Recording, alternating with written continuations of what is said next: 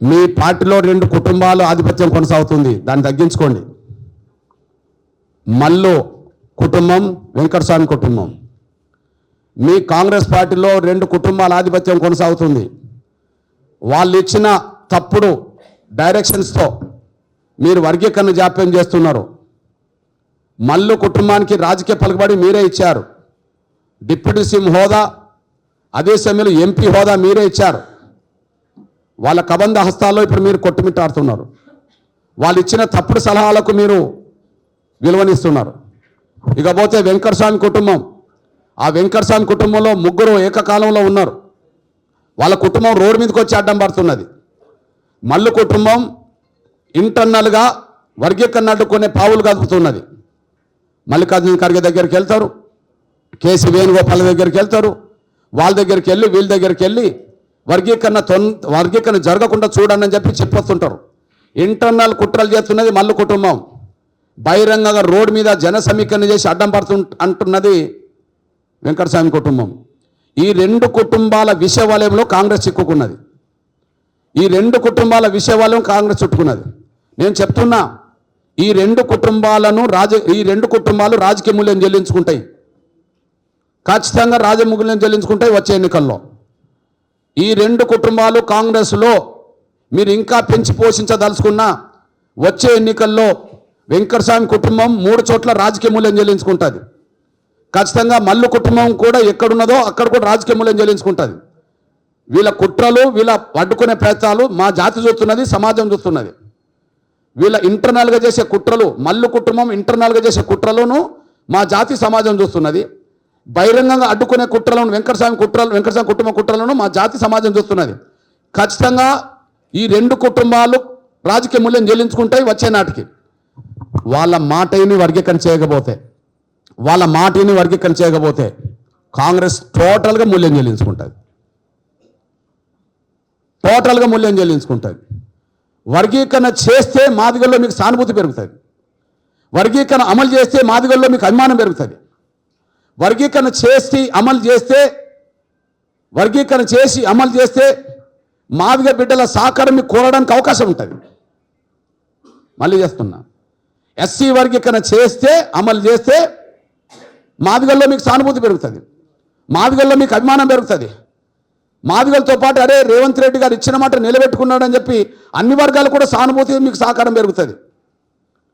కానీ వర్గీకరణ చేయకపోతే దళితుల్లో 58 కులాలకు మీరు అన్యాయం చేసిన వాళ్ళు అవుతారు. సమాజం మొత్తం అన్ని వర్గాలకు సంబంధించిన వాళ్ళు కూడా వర్గీకరణ కోరుకుంటుండ్రు. అరే రేవంత్ రెడ్డి గారు మాదిగలకు న్యాయం చేయలేదు అని చెప్పి మీ మీద కోపం పెరగడానికి దారితీస్తుంది. అంటే సమాజం యావత్తు మీకు వ్యతిరేకంగా మారుతుంది. ఒక మాదిగలే కాదు, 58 కులాలు మీకు వ్యతిరేకంగా నిలబడతాయి వర్గీకరణ చేయకపోతే. వర్గీకరణ కోరుకునే డిమాండ్ను అన్ని వర్గాలు ఆకాంక్షగా మారినాయి. ఇప్పుడు అన్ని వర్గాల ఆకాంక్ష, కోట్ల మంది ప్రజల ఆకాంక్షకు నువ్వు విలువనివ్వలేదనుకో, కోట్ల మంది ప్రజల్లో అరే ఒక న్యాయమైన ఉద్యమానికి అండగా నిలబడతానని చెప్పి చేస్తానని చెప్పి చేయకుండా మోసం చేసిండు కదా అని చెప్పి అన్ని వర్గాలు దూరం అవుతే అంతిమంగా కాంగ్రెస్ మూల్యం చెల్లించుకుంటుంది. వ్యక్తిగతంగా మీరు కూడా మూల్యం చెల్లించుకుంటారు. ఆ పరిస్థితులు కొని తెచ్చుకోవద్దని నేను విజ్ఞప్తి చేస్తున్నాను. నేను దగ్గర తీసుకుంటే దగ్గర అవుతాం, దూరం నేడితే దూరం పోతాం. వర్గీకరణ చేస్తే మా వాళ్ళు కొంత దగ్గర అవుతారు, వర్గీకరణ చేయకపోతే ఉన్నోళ్ళు కూడా దూరం అవుతారు. ఇది గ్యారంటీ.